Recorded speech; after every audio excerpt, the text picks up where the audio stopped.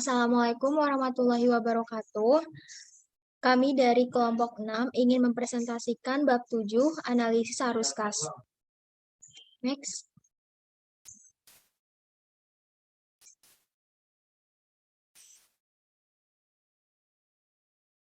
Di sini ada nama kelompoknya. Yang pertama Diana Erisha Maharani, kedua Khadijatul Kubro Hasanah, ketiga Nadila Bunga Putri, keempat Nurul Fatimah Syarani, kelima Risya Aulia, keenam Rizky Indah Septianti, dan yang terakhir itu ada saya sendiri Siti Nurhaliza Masrurah. Tujuan analisis, yang pertama menjelaskan relevansi arus kas dalam menganalisis aktivitas bisnis. Yang kedua, menjelaskan pelaporan arus kas dari aktivitas bisnis, yang mana laporan arus kas ini melaporkan penerimaan kas dan pengeluaran kas berdasarkan pada aktivitas operasi, aktivitas investasi, dan aktivitas pendanaan. Lalu yang ketiga, menjelaskan penyusunan dan analisis laporan arus kas. Di sini terdapat dua metode untuk melaporkan arus kas dari operasi, yaitu metode yang pertama, metode langsung, dan metode tidak langsung. Lalu yang keempat, menginterpretasikan arus kas dari aktivitas operasi. Yang kelima, menganalisis arus kas untuk beberapa perusahaan alternatif dan kondisi bisnis. Keenam, menjelaskan berbagai pengukuran arus kas alternatif dan kegunaannya. Lalu yang ketujuh, mengilustrasikan alat analisis dalam mengevaluasi arus kas. Next. Di sini ada perhatiin jauh bab 7 tentang analisis arus kas. Terdiri dari laporan arus kas. Ini materinya ada relevansi kas, hubungan arus kas, pelaporan berdasarkan aktivitas, dan menyusun laporan. Lalu ada kas dari operasi. Yang pertama menyusun tidak langsung, kedua metode langsung, dan ketiga mengubah metode tidak langsung menjadi metode langsung. Lalu ada analisa arus kas. Di sini materinya ada keterbatasan pelaporan, arus kas dan akrual, pengukuran alternatif, kondisi bisnis, arus kas bebas, dan arus kas sebagai validasi.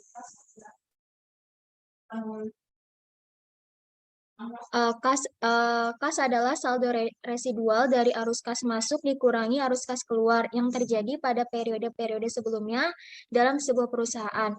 Arus kas neto atau biasa disebut dengan arus kas atau cash flow merujuk kepada periode berjalan. Ukuran arus kas mengakui arus masuk ketika kas diterima meskipun belum tentu diterima, dan mengakui arus kas keluar ketika kas dibayarkan meskipun beban yang dikeluarkan belum tentu terjadi.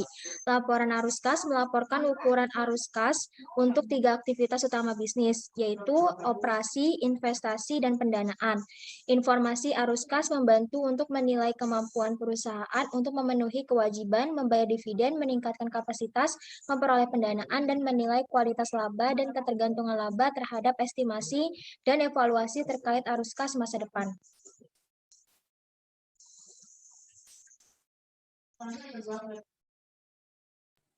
Tujuan laporan arus kas adalah menyediakan informasi terkait arus kas masuk dan arus kas keluar untuk suatu periode. Laporan tersebut juga membedakan sumber dan penggunaan arus kas dengan memisahkan arus kas ke dalam aktivitas operasi, investasi, dan pendanaan. Relevansi kas. Kas merupakan aset yang paling likuid dan menawarkan kepada perusahaan baik likuiditas maupun fleksibilitas. Aktivitas operasi perusahaan melibatkan konversi kas ke dalam berbagai aset seperti perusahaan yang digunakan untuk memperoleh piutang dari penjualan kredit.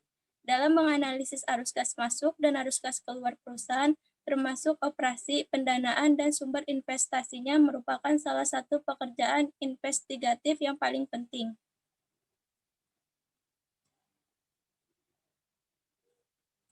Analisis ini membantu dalam menilai likuiditas, solvabilitas, dan fleksibilitas keuangan. Likuiditas merupakan ketersediaan untuk menjadi kas dari aset dan liabilitas. Solvabilitas adalah kemampuan untuk membayar liabilitas ketika jatuh tempo. Fleksibilitas keuangan adalah kemampuan untuk bereaksi dan menyesuaikan diri dengan peluang dan tantangan. Laporan arus kas merupakan kunci untuk merekonstruksi berbagai transaksi yang merupakan bagian penting dalam analisis tersebut. Analisis dari laporan tersebut membutuhkan pemahaman mengenai pengukuran akuntansi yang melandasi penyusunan dan penyajiannya. Pelaporan berdasarkan aktivitas. Laporan arus kas melaporkan penerimaan kas dan pengeluaran kas yang berdasarkan aktivitas operasi, investasi, dan pendanaan, yang merupakan aktivitas bisnis utama perusahaan. Yang pertama, aktivitas operasi adalah aktivitas yang berkaitan dengan laba perusahaan. Tidak hanya aktivitas pendapatan dan beban yang direpresentasikan dalam laporan laba rugi. Aktivitas operasi juga termasuk arus kas masuk neto dan arus kas keluar yang dihasilkan dari aktivitas operasi yang terkait, seperti pemberian kredit kepada pelanggan, investasi pada persediaan, dan memperoleh kredit dari pemasok. Aktivitas operasi berkaitan dengan pos laporan laba rugi dan pos laporan posisi keuangan yang berkaitan dengan operasi. Biasanya akun modal kerja seperti piutang, persediaan, pembayaran di muka, utang, dan biaya yang harus dibayar. Yang kedua, aktivitas investasi merupakan sarana untuk memperoleh dan melepaskan aset non-kas.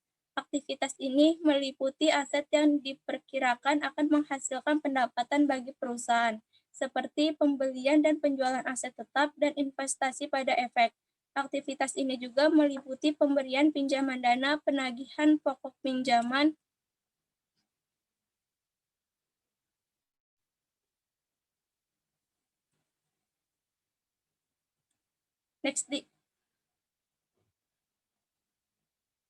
Yang ketiga, aktivitas pendanaan merupakan sarana mendistribusikan, menarik, dan menyediakan dana untuk mendukung aktivitas bisnis.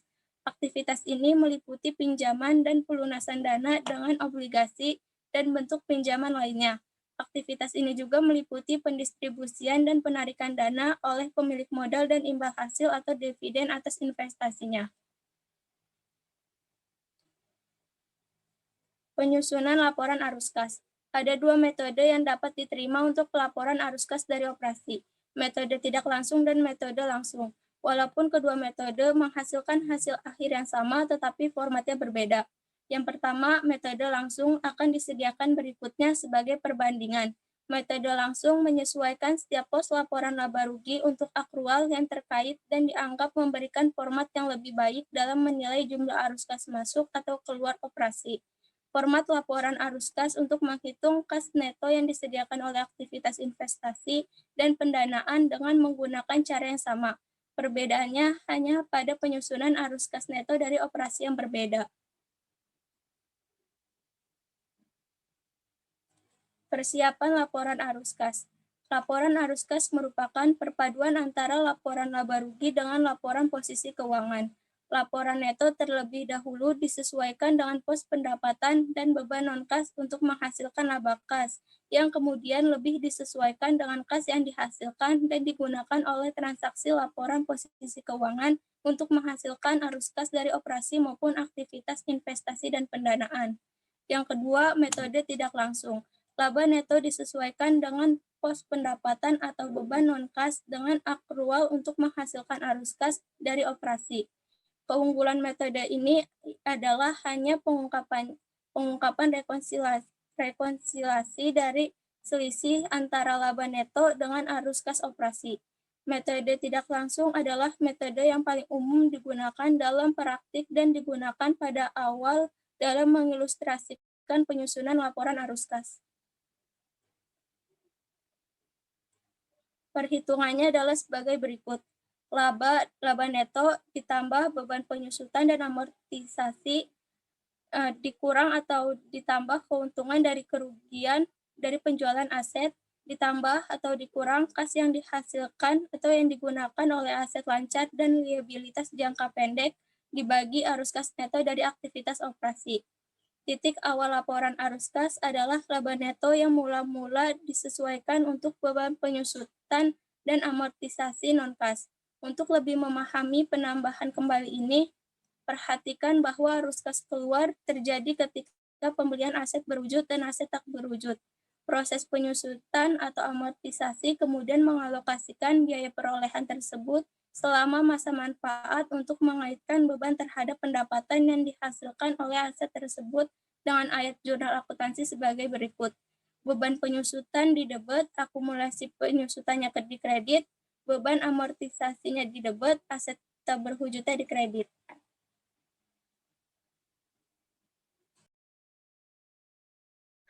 Penambahan kembali di sini ada penjualan dikurangin sama beban selain penyusutan dan amortisasi, terus dikurangin juga dengan beban penyusutan dan amortisasi sama dengan laba neto, terus ditambah juga dengan beban penyusutan dan amortisasi, ditambah dengan keuntungan atau kerugian atas penjualan aset, ditambah kas yang dihasilkan atau digunakan oleh aset lancar dan liabilitas jangka pendek. Terus jadinya arus kas neto dari aktivitas operasi. Dengan cara yang sama untuk menyesuaikan laba neto yang dari keuntungan atau kerugian atas penjualan aset, namun tidak menyesuaikan ini bukan untuk menghapuskan keuntungan atau kerugian investasi secara keseluruhan, tetapi untuk memindahkannya dari bagian operasi laporan arus kas. Next. Penyesuaian akhir melibatkan analisis kas yang dihasilkan dan digunakan oleh perusahaan aset lancar dan liabilitas jangka pendek. Untuk melihat dampak tersebut, perhatikan contoh sederhana dari sebuah penjualan kredit sebesar $100. Di sini ada jurnalnya, yaitu piutang usaha pada penjualan sebesar $100. Pada periode terjadinya penjualan, laba neto akan meningkat sebesar $100, tetapi tidak ada kas yang dihasilkan karena piutang belum tertagih. Laporan arus kas pada saat ini melaporkan laba neto sebesar $100 dan arus kas neto pada operasi sebesar $0. Terus di sini ada iniannya, laba neto sebesar $100, beban penyusutan dan amortisasi 0, keuntungan atau kerugian atas penjualan aset 0, perubahan piutang usaha itu 100 dikurang 100, terus arus kas neto dari operasinya sama dengan $0. Pada periode berikutnya piutang tertagih dan laporan arus kas akan tampak seperti di bawah ini. Di sini ada laba neto sebesar $0, beban penyusutan dan amortisasi 0, keuntungan kerugian atas penjualan aset juga 0, perubahan piutang usaha 100, arus kas neto dari operasi itu $100. Dengan demikian, penurunan pada piutang usaha tersebut telah menghasilkan kas masuk sebesar $100 dan dilaporkan sebagai nilai positif pada laporan arus kas. Penyesuaian untuk perubahan akun laporan posisi keuangan di atas diringkas sebagai berikut. Jadi akunnya itu ada aset dan liabilitas. Untuk aset, kenaikan arus kas keluar, penurunannya arus kas masuk. Kalau liabilitas, kenaikan arus kas masuk, penurunan arus kas keluar.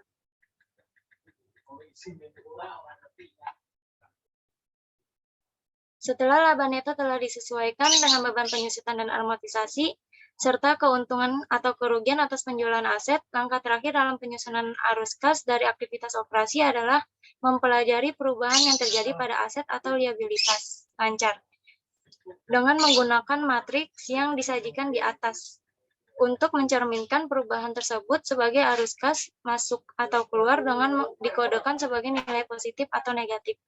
Kita sekarang menggunakan konsep ini dalam menyusun laporan arus kas goal comparison yang laporan posisi keuangan dan laporan laba ruginya disajikan pada tampilan 7.1 dan 7.2. Informasi tambahan untuk tahun kedua sebagai berikut. Yang pertama, perusahaan membeli sebuah truk selama tahun berjalan seharga $30.000 yang dibiayai secara penuh oleh produsen. Kedua, sebuah truk dengan harga sebesar $10.000 dan nilai buku neto sebesar $2.000 dijual selama tahun berjalan dengan harga $7.000. Tidak ada penjualan lain dari aset yang dapat disusutkan. Ketiga, dividen dibayarkan selama tahun kedua sebesar $51.000. Next. Ini ada laporan posisi keuangan komparatifnya di 31 Desember tahun kedua dan tahun ke-1. Tahun kedua, kas sebesar $75.000, tahun ke-1-nya $51.000, maka nilai absolut atau perubahannya itu sebesar $24.000. Itu dikurang, tahun kedua dikurang tahun ke-1. Piutang di tahun kedua sebesar $48.000, tahun ke-1 39.000, terus nilai absolut perubahannya 9.000. Persediaan 54.000 di tahun kedua, di tahun ke-1 60.000, nilai absolut perubahannya 6.000. Biaya dibayar di muka, tahun kedua sebesar 6.000, tahun ke-1 sebesar 9.000, nilai absolut perubahannya sebesar 3.000. Aset tetap, tahun kedua sebesar 440.000, tahun ke-1 350.000, nilai absolut perubahannya 90.000. Terus di sini ada akumulasi penyusutan dikurang di tahun kedua 145.000, di tahun ke-1 125.000, nilai absolutnya 20.000. Aset tak berwujud itu di tahun kedua sebesar 51.000, di tahun ke-1 58.000, nilai absolut perubahannya 7.000. Maka total asetnya di tahun kedua sebesar $529.000, di tahun ke-1 sebesar $442.000. Utang usaha tahun kedua sebesar 51.000, tahun ke-1 56.000, nilai absolut perubahannya 5.000. Biaya yang harus dibayar sebesar di tahun kedua sebesar 18.000, di tahun ke-1 sebesar 14.000, nilai absolut perubahannya 4.000. Wesel bayar jangka panjang itu di tahun kedua 30.000, di tahun ke-1 itu 0, nilai absolutnya 30.000. Utang hipoteknya tahun kedua itu 0, tahun ke-1 150.000, nilai absolutnya 150.000. Saham preferen tahun kedua sebesar 175.000, tahun ke-1-nya itu 0, nilai absolutnya 175.000. Saham biasa tahun kedua 200.000, tahun ke-1 juga 200.000, nilai absolut perubahannya itu 0. Saldo laba tahun kedua 55.000, tahun ke-1-nya 22.000, nilai absolutnya 33.000. Maka total liabilitas dan ekuitasnya tahun kedua itu sebesar 529.000, tahun ke-1 $442.000. Next, Di. Terus di sini ada laporan laba ruginya untuk tahun yang berakhir di 31 Desember tahun kedua. Penjualan sebesar $660.000 dikurang dengan biaya penjualan sebesar $363.000, maka laba brutonya sebesar $297.000. Terus beban operasi dikurang dengan beban operasi sebesar $183.000. Terus dikurang lagi dengan penyusutan dan amortisasi sebesar $35.000. Terus ditambah dengan keuntungan atas penjualan aset sebesar $5.000, maka laba netonya sebesar $84.000. Di sini ada laporan arus kas untuk tahun berakhir 31 Desember tahun kedua. Laba netonya sebesar $84.000, ditambah beban penyusutan dan amortisasi sebesar $35.000. Terus keuntungan atas penjualan aset dikurang keuntungan atas penjualan aset sebesar $5.000. Terus dikurang dengan piutang usaha 9.000, persediaan sebesar 6.000, biaya dibayar di muka sebesar 3.000, dikurang utang usaha 5.000.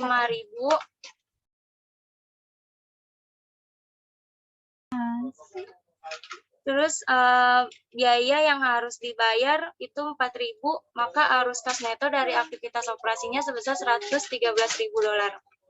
Terus dikurang sama pembelian peralatan sebesar 70.000, ditambah dengan penjualan peralatan sebesar 7.000, maka arus kas neto dari aktivitas investasi sebesar 63.000. Terus dikurang lagi sama utang hipotek sebesar 150.000, ditambah dengan saham preferen sebesar 175.000, ditambah dengan dividen 51.000, maka arus kas neto dari aktivitas pendanaan sebesar 26.000. Kenaikan netonya sebesar 24.000. kas pada awal periode sebesar 51.000, kas pada akhir periodenya sebesar 75.000 dolar. Next.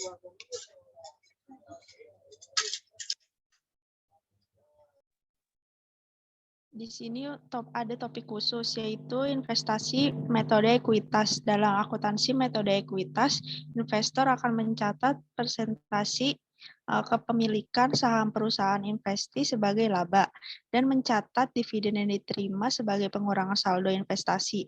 Bagian dari laba yang tidak didistribusikan merupakan laba non-kas dan harus dihilangkan dari laporan arus kas, sehingga hanya menyisakan bagian dari laba yang telah diterima sebagai kas. Lalu yang kedua ada akuisisi perusahaan dengan saham. Ketika perusahaan membeli perusahaan lain dengan saham, aset dan liabilitas konsolidasian meningkat bersamaan dengan akun ekuitas.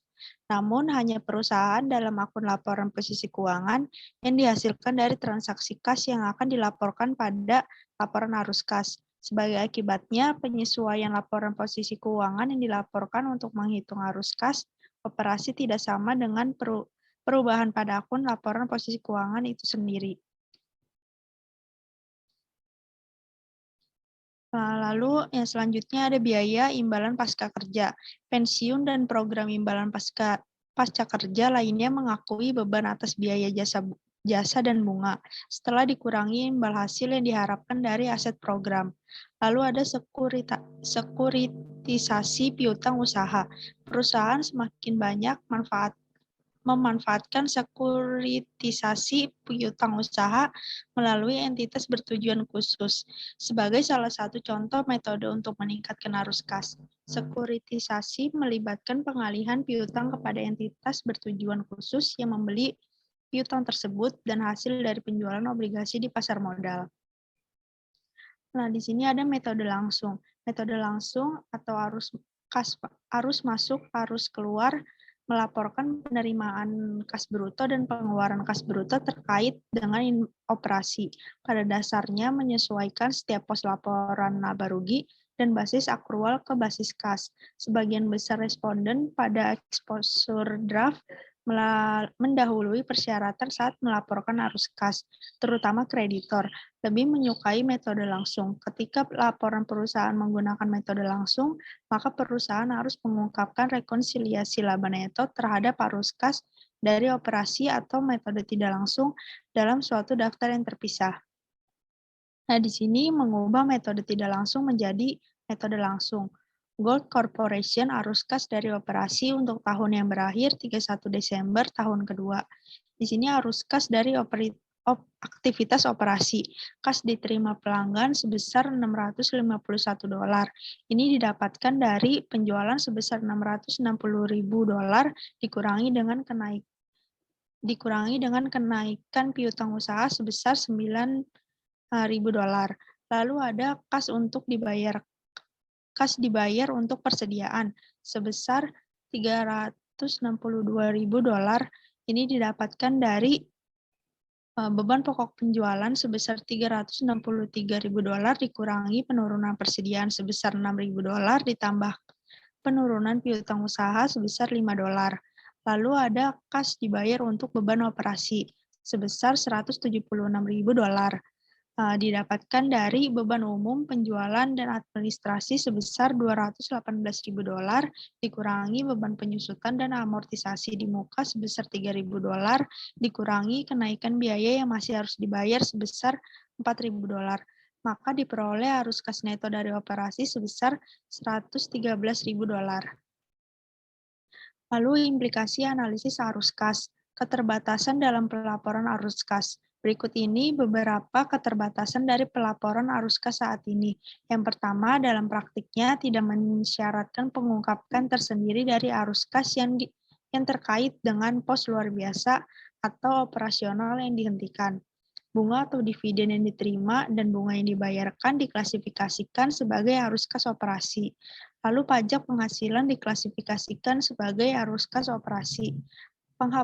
Penghapusan keuntungan atau kerugian atas penjualan aset aset tetap sebelum pajak atau bukan setelah pajak, atau investasi dari aktivitas operasi, mendistorsi analisis terhadap aktivitas operasi maupun aktivitas investasi.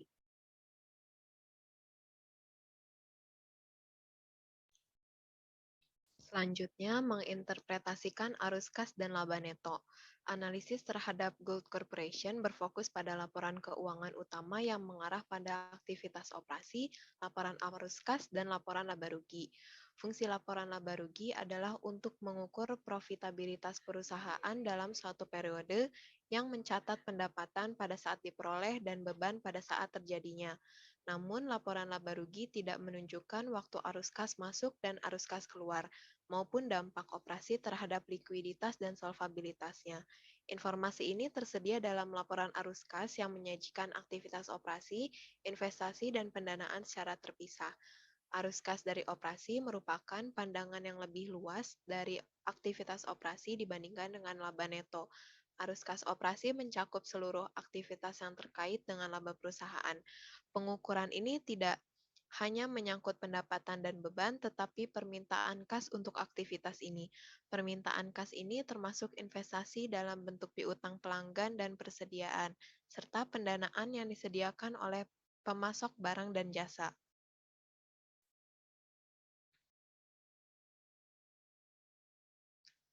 Next. Lalu, hal yang perlu dipahami bahwa pengukuran neto, baik itu laba neto atau arus kas dari operasi, memiliki kegunaan terbatas. Tujuan analisis itu untuk mengevaluasi kinerja sebelumnya atau memprediksi kinerja masa depan. Kuncinya terletak pada komponen dari ukuran neto tersebut. Akuntansi akrual menentukan laba neto tergantung pada estimasi, penangguhan alokasi, dan valuasi. Pertimbangan ini terkadang lebih subjektif dibandingkan dengan faktor yang menentukan arus kas. Arus kas dari operasi tidak meliputi berdasarkan definisi elemen pendapatan dan beban yang saat ini tidak mengaruhi kas. Analisis operasi dan profitabilitas seharusnya mempertimbangkan elemen tersebut, baik laporan laba rugi dan laporan arus kas didesain untuk memenuhi kebutuhan pengguna yang berbeda-beda. Penggunaan laporan ini membutuhkan pemahaman terkait apa yang menjadi tujuan dan keterbatasan dari setiap laporan tersebut. Next. Nah, analisis arus kas. Oleh karena kondisi setiap perusahaan sangat bervariasi, maka sulit untuk memformulasikan analisis arus kas yang standar. Tetapi tetap terdapat beberapa kesamaan. Pertama, analisis harus menetapkan sumber kas masa lalu dan penggunaannya, seperti menggunakan analisis common size atau analisis tren. Dalam mengevaluasi sumber dan penggunaan kas, analisis harus berfokus pada pertanyaan-pertanyaan berikut ini, seperti apakah penggantian aset dibiayai dan dari dana internal atau eksternal, apa sumber pendanaan untuk suatu ekspansi dan akuisisi bisnis, lalu apakah perusahaan tergantung pada pendanaan eksternal, apakah permintaan dan kesempatan investasi yang dimiliki perusahaan, apakah persyaratan dan jenis-jenis pendanaan, dan apakah kebijakan manajerial seperti dividen sangat sensitif terhadap arus kas. Analisis arus kas Campbell Soup. Analisis laporan arus kas Campbell Soup Company untuk periode sebelumnya mengungkapkan beberapa pandangan. Selama periode 6 tahun tersebut, sumber utama kas adalah 3,10 juta, utang jangka panjang 854 juta, dan utang jangka pendek 737 juta. Kesimpulannya, ada generalisasi yang berguna yang dapat dibuat mengenai berbagai potensi kesimpulan dari analisis laporan arus kas. Pertama, analisis laporan arus kas memungkinkan kita untuk menilai kualitas keputusan manajemen dari waktu ke waktu dan dampaknya terhadap hasil-hasil operasi dan posisi keuangan perusahaan. Jika analisis mencakup jangka waktu yang lebih panjang, analisis tersebut dapat menghasilkan berbagai masukan menjadi kesuksesan manajemen dalam merespons terhadap perubahan kondisi bisnis dan kemampuan manajemen untuk meraih kesempatan dan menghadapi kesulitan.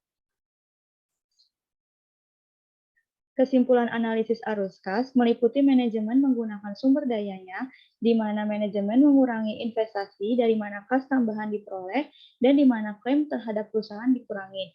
Kesimpulan juga berkaitan dengan penggunaan laba dan pilihan investasi arus kas. Analisis juga memungkinkan kita untuk menyimpulkan ukuran, komposisi, pola, dan stabilitas arus kas operasi. Pengukuran arus kas alternatif, pengguna laporan keuangan seringkali menghitung laba neto ditambah penyusutan dan amortisasi sebagai ukuran kasar atau arus kas operasi. Salah satu varian dari pengukuran ini adalah EBITDA atau Earnings Before Interest, Tax, Depreciation, and Amortization yang populer. Pengukuran ini memiliki beberapa permasalahan sebagai berikut. Pertama, penambahan kembali penyusutan terkadang diartikan bahwa beban tersebut tidak sah. Hal tersebut tidaklah benar. Penggunaan aset jangka panjang yang dapat disusutkan merupakan beban real yang tidak bisa diabaikan. Yang kedua, beberapa mengartikan penambahan kembali penyusutan untuk mengindikasikan bahwa kas telah disediakan untuk penggantian aset jangka panjang. Hal ini juga tidaklah benar.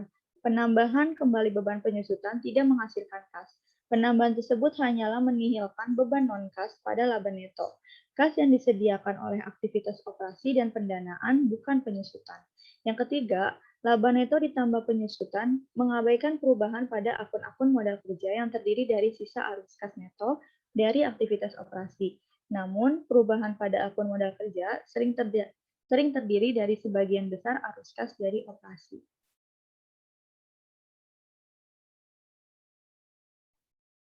Kondisi perusahaan dan ekonomi, perusahaan yang sukses maupun yang gagal dapat mengalami permasalahan dengan arus kas dari operasi dengan alasan yang sangat berbeda. Perusahaan sukses yang menghadapi kenaikan investasi dalam piutang dan persediaan untuk memenuhi permintaan pelanggan yang terus meningkat, seringkali menemui profitabilitasnya yang meningkat guna untuk memperoleh pendanaan tambahan dari utang dan ekuitas pemasok. Profitabilitas ini, laba akrual positif, pada akhirnya menghasilkan arus kas positif. Perusahaan yang gagal mengalami kekurangan kas karena melambatnya piutang dan perputaran persediaan, kerugian operasi, atau kombinasi dari faktor tersebut dan faktor lainnya, perusahaan yang gagal dapat meningkatkan arus kas dengan mengurangi piutang dan persediaan. Tapi biasanya hal ini dilakukan dengan menurunkan layanan kepada pelanggan, lebih menekankan laba. Penurunan arus kas bagi perusahaan yang gagal memiliki implikasi yang berbeda dibandingkan dengan perusahaan yang berhasil. Walaupun seorang manajer yang gagal dapat meminjam uang untuk menutupi penurunan arus kas operasi, biaya dan hasil pinjaman hanya akan memperparah kerugian. Profitabilitas merupakan variabel kunci. Tanpa profitabilitas, sebuah perusahaan akan pasti mengalami kegagalan.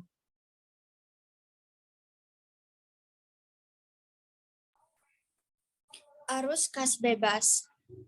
Arus kas bebas adalah sisa perhitungan arus kas yang dihasilkan oleh suatu perusahaan di akhir suatu periode keuangan. Nah, biasanya itu setelah membayar gaji, biaya produksi, tagihan, cicilan hutang, berikut bunganya, pajak, dan juga belanja modal untuk mengembangkan usaha. Sisa uang inilah yang disebut arus kas bebas. Meskipun dinamakan bebas, tapi manajemen tidak bisa sebebasnya menggunakan uang ini karena uang sisa inilah yang bisa digunakan untuk mengembangkan usaha. Berikut ini salah satu pengukuran arus kas bebas yang lebih berguna. Arus kas dari operasi. Yang pertama, pengeluaran modal neto yang dibutuhkan untuk mempertahankan kapasitas produk. Yang kedua, dividen saham preferen dan saham biasa, atau dengan asumsi kebijakan pembayaran. Next. Definisi lain yang banyak digunakan dan memiliki konsep yang sama adalah FGF sama dengan NOPAT kurang perubahan NOA. Definisi ini menyatakan arus kas bebas perusahaan sebagai laba operasi neto adalah laba operasi neto setelah pajak. Arus kas bebas ini terdapat dua. Yang pertama, arus kas bebas positif. Arus kas bebas positif ini tandanya penghasilan atau penjualan jasa atau produk dari perusahaan mampu menunjang usaha. Sedangkan Arus kas bebas negatif itu tandanya pendapatan perusahaan tidak mampu menunjang ekspansi atau pengembangan usaha. Next. Arus kas sebagai validator. Arus kas digunakan untuk menilai kapasitas ekspansi perusahaan di masa depan, kebutuhan modalnya, dan sumber arus kas masuknya. Laporan arus kas merupakan jembatan mendasar antara laporan laba rugi dan laporan posisi keuangan. Laporan arus kas melaporkan arus kas masuk dan arus kas keluar perusahaan, dan kemampuan perusahaan untuk memenuhi kewajiban masa kini. Selain itu, laporan arus kas juga memberikan petunjuk penting mengenai yang pertama, sumber kas untuk ekspansi pembiayaan. Yang kedua, ketergantungan pada pembiayaan eksternal atau liabilitas versus ekuitas. Yang ketiga, kebijakan dividen di masa depan. Yang keempat, kemampuan untuk memenuhi persyaratan utang. Yang kelima, fleksibilitas keuangan untuk menghadapi kebutuhan dan kesempatan yang tidak diantisipasi. Yang keenam, praktik keuangan oleh manajemen. Yang ketujuh, kualitas laba. Rasio arus kas khusus. Berikut ini ada dua rasio yang sering digunakan untuk menganalisis aliran dana perusahaan. Yang pertama, rasio kecukupan arus kas atau cash flow adequacy ratio adalah ukuran kemampuan perusahaan untuk menghasilkan kas dari operasi yang cukup untuk menutupi pengeluaran modal, investasi pada persediaan, dan dividen tunai. Untuk menghilangkan pengaruh siklus dan pengaruh acak lainnya, jumlah total 3 tahun biasanya digunakan untuk menghitung rasio ini. Rasio kecukupan arus kas dihitung sebagai berikut. Sama dengan jumlah arus kas dari operasi selama 3 tahun dibagi jumlah pengeluaran modal, penambahan persediaan, dan dividen tunai selama 3 tahun. Yang kedua, rasio reinvestasi kas atau cash flow adequacy ratio adalah ukuran kemampuan perusahaan untuk menghasilkan kas dari operasi yang cukup untuk menutupi pengeluaran modal, investasi pada persediaan, dan dividen tunai. Untuk menghilangkan siklus dan pengaruh acak lainnya, jumlah total 3 tahun biasanya digunakan untuk menghitung rasio ini. Rasio kecukupan arus kas dihitung sebagai berikut. Arus kas operasi dikurang dividen dibagi aset tetap bruto ditambah investasi ditambah aset lain-lain ditambah modal kerja.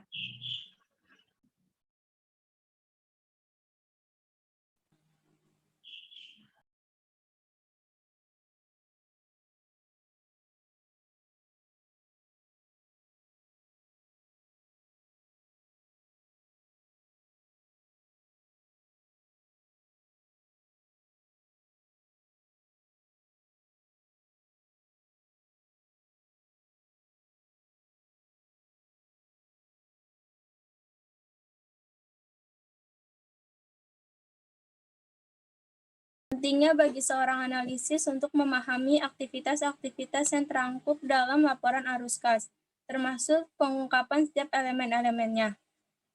Di sini diminta dalam praktik laporan arus kas memerlukan klasifikasi arus kas masuk dan arus kas keluar ke dalam 3 kategori. Identifikasi dan uraikan ketiga kategori tersebut. Yang pertama, terdapat aktivitas operasi adalah aktivitas yang berkaitan dengan laba perusahaan, seperti kas diterima dari pelanggan, pemberian kredit kepada pelanggan. Yang kedua, aktivitas investasi adalah aktivitas sarana untuk memperoleh dan melepas aset non-kas, seperti pembelian dan penjualan aset tetap dan investasi pada efek. Yang ketiga, aktivitas pendanaan adalah sarana mendistribusikan, penarikan, dan menyediakan dana aktivitas bisnis, seperti kas diterima dari modal saham, penjualan investasi.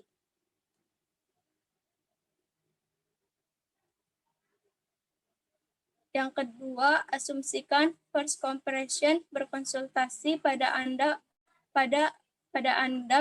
mengenai penyusunan laporan arus kas dengan menggunakan metode tidak langsung untuk tahun yang berakhir 31 Desember tahun ke-8. Berikan pendapat Anda mengenai bagaimana pos-pos tersendiri berikut ini mempengaruhi laporan arus kas dan bagaimana pos-pos tersebut disajikan dalam arus kas. Yang pertama, terdapat laba neto untuk tahun fiskal adalah $950.000 termasuk keuntungan luar biasa sebesar $60.000.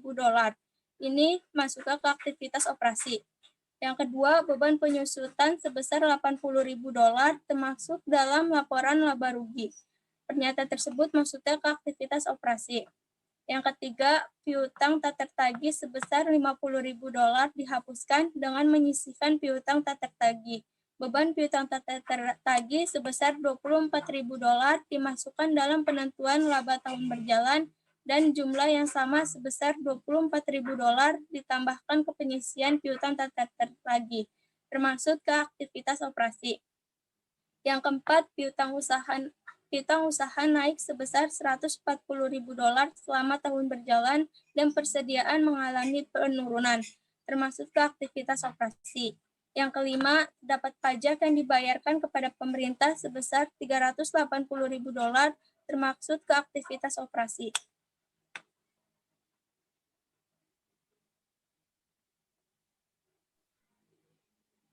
Di sini saya akan melanjutkan. Yang keenam, keuntungan sebesar $50.000 direalisasikan pada penjualan mesin.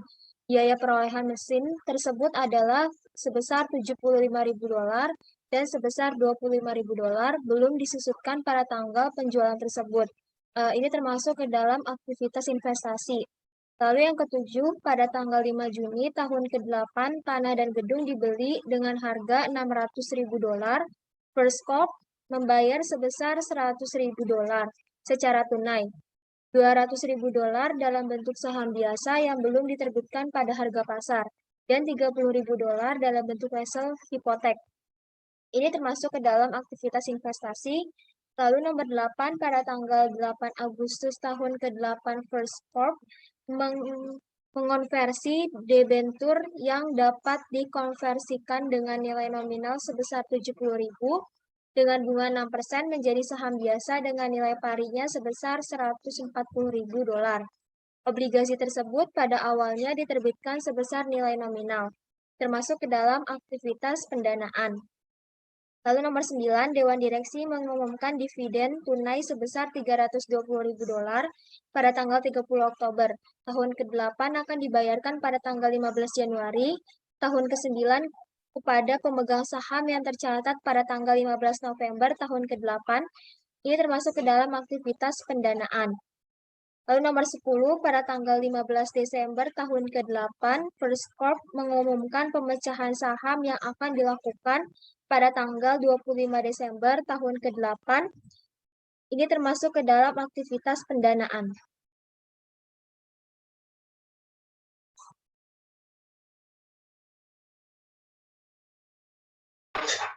Penempatan setiap transaksi pada laporan arus kas. Jadi di sini ada transaksi kenaikan piutang usaha, itu dia merupakan penyesuaian kas dengan penempatan yang ada pada laporan arus kas itu dia di operasi.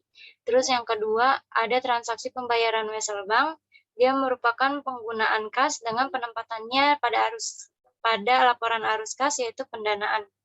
Terus yang ketiga, atau yang C, ada transaksi penerbitan saham biasa merupakan sumber kas dengan penempatan pada laporan arus kas yaitu investasi. Terus yang D, ada transaksi penjualan efek yang diperdagangkan, itu termasuk dalam penggunaan kas dengan penempatan pada laporan arus kasnya yaitu operasi. Terus yang E, penarikan obligasi, dia termasuk dalam sumber kas dengan penempatan yang ada pada laporan arus kas yaitu operasi. Terus yang F, penggunaan dividen saham, dia termasuk dalam sumber kas dengan penempatan pada laporan arus kasnya yaitu di operasi. Terus yang G, pembelian peralatan, dia termasuk dalam penggunaan kas dengan penempatannya pada laporan arus kas yaitu investasi. Terus yang H, ada transaksi mengonversi obligasi ke saham preferen, dia termasuk dalam penggunaan kas dengan penempatan di laporan arus kas, dia ada di investasi. Terus yang I, ada pembayaran dividen, dia merupakan penggunaan kas dengan penempatan pada laporan arus kas, itu di pendanaan. Diana bisa dinaikin dikit nggak kelihatan soalnya bawahnya. Yang I itu Sebentar, Ja. pembayaran. Oke.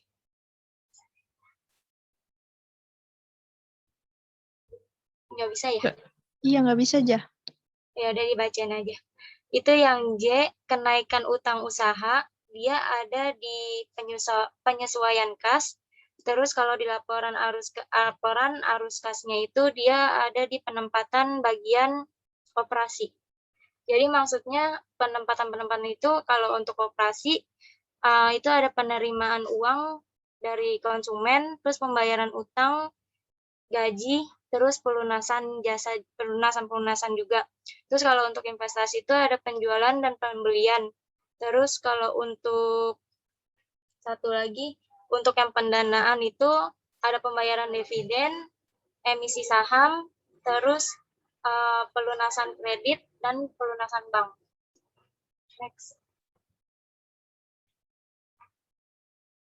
Nah, di sini ada perbedaan metode langsung dan metode tidak langsung.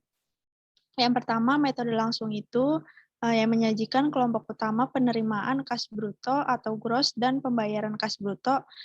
Metode langsung ini memperinci arus kas akrual dari kegiatan operasi entitas. Pada metode langsung, penyusunannya dilakukan berdasarkan pada buku kas atau bank. Yang kedua itu metode tidak langsung. Di metode tidak langsung ini dimulai dengan laba rugi periode berjalan dan menyesuaikan laba rugi tersebut dengan transaksi non-kas akrual dan tangguhan dari pos yang penghasilan atau pengeluaran dalam aktivitas investasi dan pendanaan. Dengan metode tidak langsung, arus kas neto dari aktivitas operasi ditentukan dengan menyesuaikan laba atau rugi neto dari pengaruh yang pertama, perubahan persediaan dari piutang usaha serta utang usaha selama periode berjalan. Yang kedua, pos non-kas seperti penyusutan, provisi, pajak tangguhan, keuntungan dan kerugian mata uang asing yang belum direalisasi, serta laba entitas asosiasi yang belum didistribusikan. Yang ketiga, pos lain yang berkaitan dengan aktivitas investasi atau pendanaan, misalnya laba dari penjualan aset tetap.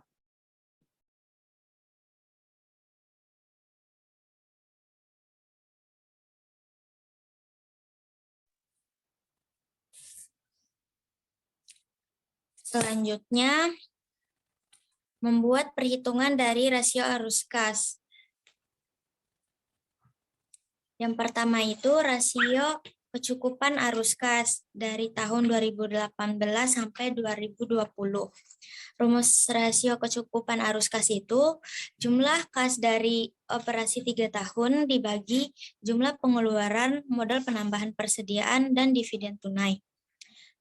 Jumlah kas dari operasi 3 tahun dari tahun 2018 sebesar 10.363.734 ditambah 2019-nya min 2.333.996 ditambah 2020-nya sebesar min 2.561.495 dibagi jumlah pengeluaran modal penambahan persediaan dan dividen tunainya sebesar 23.171.262 sama dengan 0,23. Jadi rasio kecukupan arus kas dari 2018 sampai 2020 adalah sebesar 0,23. Yang kedua, rasio reinvestasi kas. Rumusnya itu arus kas operasi dikurangi dividen, dibagi aset tetap bruto ditambah investasi, ditambah aset lain-lain, ditambah modal kerja.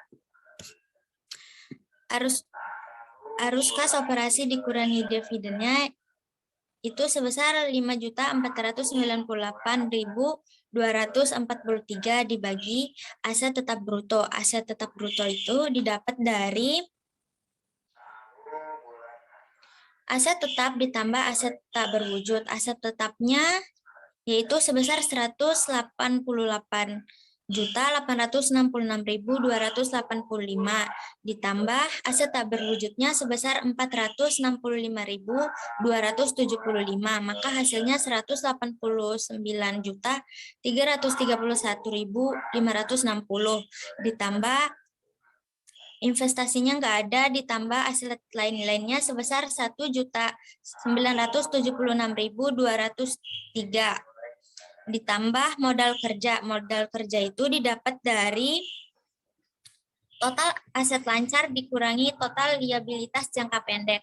Total aset lancarnya itu sebesar 134.018.333 dikurangi total liabilitas jangka pendeknya sebesar 205.414.731. Maka didapat hasilnya 71.396.398 sama dengan 5.498.243 dibagi 119.911.365 sama dengan 0,0458 atau 4,58%. Jadi rasio reinvestasi kasnya yaitu sebesar 4,58%.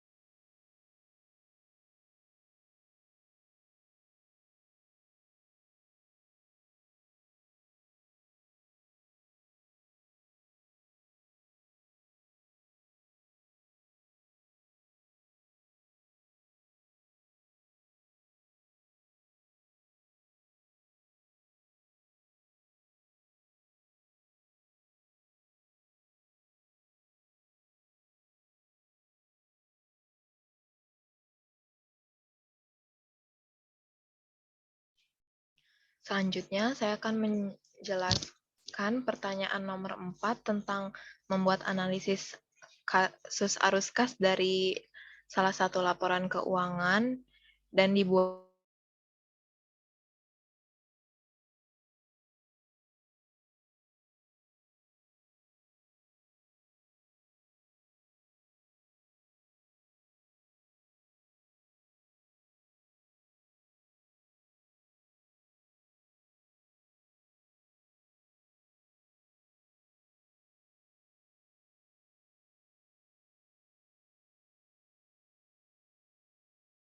jadi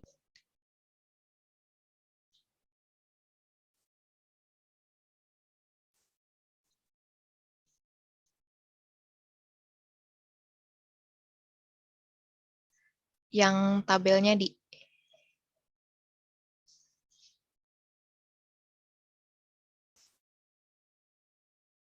yang di bawah. Ya. Lagi, sedikit lagi. Nah, ini. Jadi, untuk cara menghitungnya, contohnya untuk yang arus kas operasi di tahun 2020, cara menghitungnya itu total arus kas operasinya dibagi dengan kas akhir tahun dikali dengan 100%, didapatilah hasilnya 68%. Nah, seperti itu untuk seterusnya, lalu didapatkanlah rata-rata dari tahun 2016 sampai 2020 untuk arus kas operasinya sebesar 13%. Untuk diagramnya, agak ke bawah di yang diagramnya. Nah, untuk selama periode 5 tahun tersebut, sumber utama kasnya itu terdiri dari 3 macam. 93%-nya itu dari pinjaman jangka pendek, lalu 6%-nya itu adalah arus kas operasi, dan 1%-nya itu dari penjualan aset tetapnya.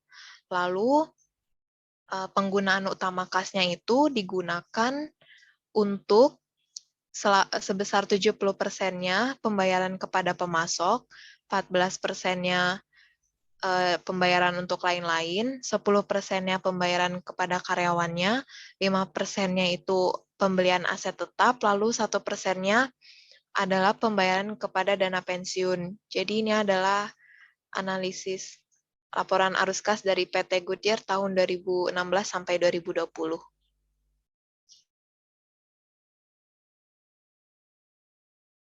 Kemudian saya akan menjawab pertanyaan dari nomor 5. Buatlah analisis arus kas operasi dengan menyelesaikan latihan 73.a halaman 26. Di sini ada latihan 73 untuk halaman 26. Data berikut diambil dari catatan Saro Corporation dan entitas anak untuk tahun ke-1. Berikut merupakan catatannya. Lalu diminta tentukan jumlah arus kas dari operasi untuk tahun ke-1. Gunakan format tidak langsung. Jadi di sini ada nama perusahaannya yaitu Saro Corporation, merupakan arus kas dari operasi untuk tahun yang berakhir 31 Desember tahun ke-1. Arus kas dari aktivitas operasi laba neto sebesar $10.000. Untuk penyesuaiannya ada penyusutan sebesar $8.000, lalu dikurangi dengan kenaikan piutang usaha sebesar $900, dan ada penerimaan persediaan sebesar $850, penurunan persediaan $850, lalu ada kenaikan utang usaha sebesar $1.200, dan pajak penghasilan tangguhan untuk tahun ke-1 $400, lalu ada laba yang tidak didistribusikan dari entitas asosiasi yang tidak dikonsolidasikan sebesar $200, lalu amortisasi diskonto pada utang obligasi sebesar $50 dan dikurangi dengan amortisasi premium pada utang obligasi sebesar $60. Lalu untuk penyesuaian itu semua dijumlahkan hasilnya 9.340. Maka kas bersih dari aktivitas operasinya $10.000 ditambah $9.340, hasilnya $19.340.